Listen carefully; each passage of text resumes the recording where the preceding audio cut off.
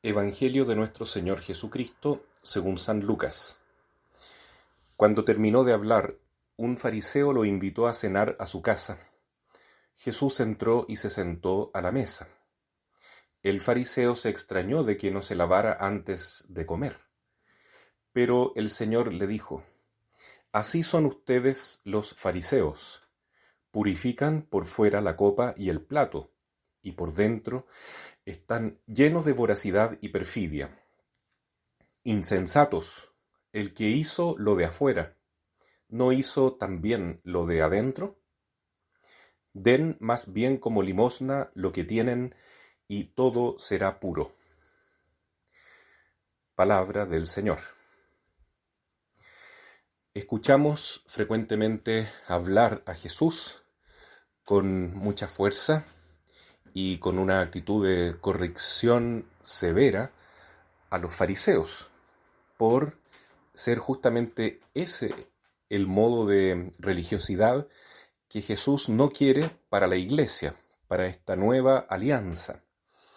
Es una religiosidad o una espiritualidad externa, superficial, que se basa en apariencias, en quedar bien, pero en vivir internamente un mundo paralelo o una doble vida que consiste en el fondo en poner el yo, el orgullo humano, en primer lugar.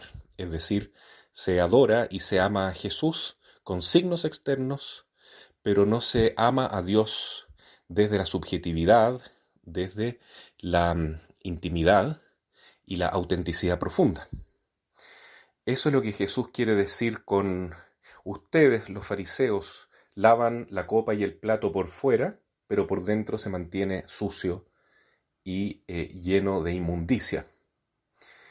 Entonces, hoy, que es 12 de octubre, podemos ver esta enseñanza de Jesús desde el punto de vista contrario o desde el otro lado de la medalla, como se dice, en el sentido de cuál es la actitud no farisea, es decir, cuál es el ideal de autenticidad que Jesús propone a los cristianos.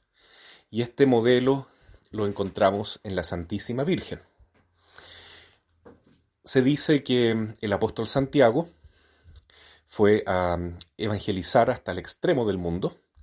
Recordemos que Santiago, el hermano del apóstol Juan, era uno de los Boanerges, es decir, los hijos del trueno, los más radicales y apasionados de los 12 apóstoles.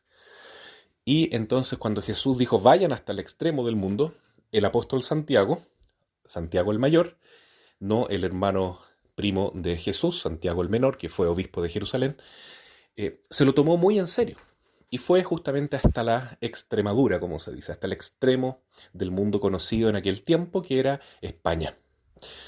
Y llegó al norte de España, en la región que hoy se conoce como Zaragoza. Y en ese lugar, junto al río Ebro, un día se manifestó en crisis. Sentía un dolor muy profundo por la dureza de los españoles para aceptar la palabra de Dios.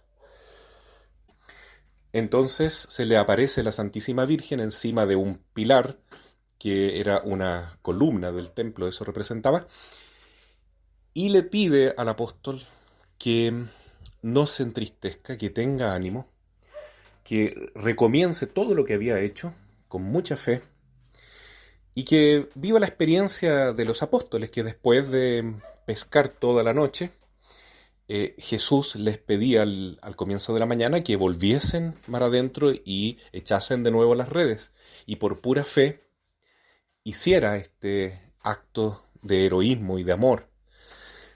Además, de la Santísima Virgen se dice que le contó al apóstol Santiago que estos españoles, porque en aquella época así se conocía también como España, esa zona, desde el Imperio Romano ya eran conocidos así,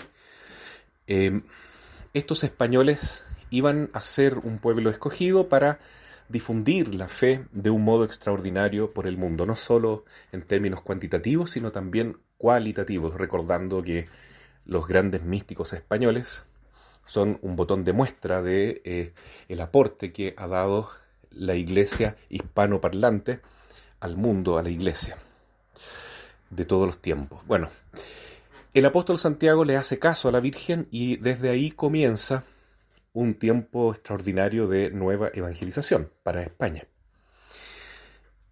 Esto es muy importante porque la Virgen, al aparecerse sobre un pilar, por eso hoy día se la reconoce como Nuestra Señora del Pilar, nos está diciendo que ella es el fundamento de nuestra fe. Ella es como la roca firme en la cual nosotros descansamos.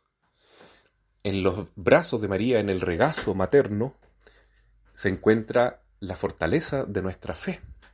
En ella debemos confiar. Y eso significa en la práctica y en definitiva confiar en Jesús. Es decir, por el corazón inmaculado de María llegamos con certeza y facilidad inmensa al Sagrado Corazón de Jesús, que es nuestro Salvador. Con esta experiencia mariana, los españoles aceptaron la fe del apóstol Santiago y se constituyeron como un pueblo, como una nación extraordinariamente fervorosa en la fe cristiana, muy profunda y muy noble en su manera de vivir el cristianismo. Recordemos que también el 12 de octubre, que es la fiesta de Nuestra Señora del Pilar, es también el encuentro entre el mundo cristiano y el mundo nativo de América. Fue ese el día en que Cristóbal Colón llegó a este nuevo continente, trayendo, por supuesto, la fe del Señor. El nombre de Cristóbal Colón es muy significativo porque Cristóbal significa el que porta, el que lleva a Cristo, y Colón o Columbus significa paloma, es decir, él traía a Cristo y traía al Espíritu Santo, pero la nave en que él venía, el barco, se llamaba Santa María. Entonces es María la que lleva esta porción de iglesia que viene a este nuevo mundo, con todos sus defectos y virtudes, pero con este tesoro inavaluable de la fe. Justamente entonces, en este día 12 de octubre, se celebra la fiesta de la nueva evangelización que comenzó en el primer siglo de la era cristiana, cuando la Virgen todavía no había subido al cielo, llevada por los ángeles, es decir, fue una aparición, la primera de todas, la aparición mariana, en que ella se mostró como en un milagro, en vida, porque ella estaba viva en ese momento y Dios la llevó al encuentro del apóstol Santiago de un modo milagroso. Y también la Virgen, por supuesto, se hace presente en esta nueva evangelización, trayendo, ¿no es cierto?, la fe por medio de estos españoles y apareciéndose sobre todo en este nuevo mundo en México, concretamente bajo la advocación de Nuestra Señora de Guadalupe. Por eso también en un día 12 vamos a celebrar la fiesta de Guadalupe en un par de meses. Y le agradecemos entonces a nuestra Madre en este día por habernos traído a Jesús. Es cierto que hoy se cuestiona mucho la evangelización para los que no son católicos, los que no tienen fe. Fue un modo de adoctrinar a este nuevo mundo y se habla muy mal de la evangelización cristiana por parte de los españoles. Pero los que somos católicos agradecemos profundamente haber recibido la fe de manos de estos hermanos que llegaron de la lejana Europa y que nos contribuyeron no solo con sus ejemplos, sino también con muchos santos que nos dieron un gran testimonio de amor al prójimo.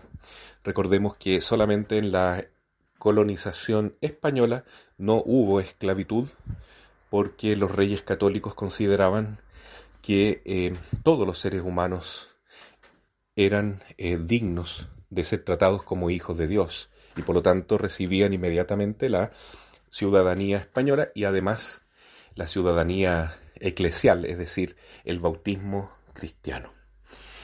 Así es que a pesar de todos los errores y pecados que se haya cometido en este tiempo de evangelización, como ocurrió desde el primer instante, ¿no?, de la Iglesia, siempre hubo luces y sombras. Hoy celebramos este gran regalo que fue haber recibido la fe por medio de la cultura española y el amor a la Virgen María que comenzó en el inicio, en el origen del pueblo español cuando se convirtió en un pueblo cristiano.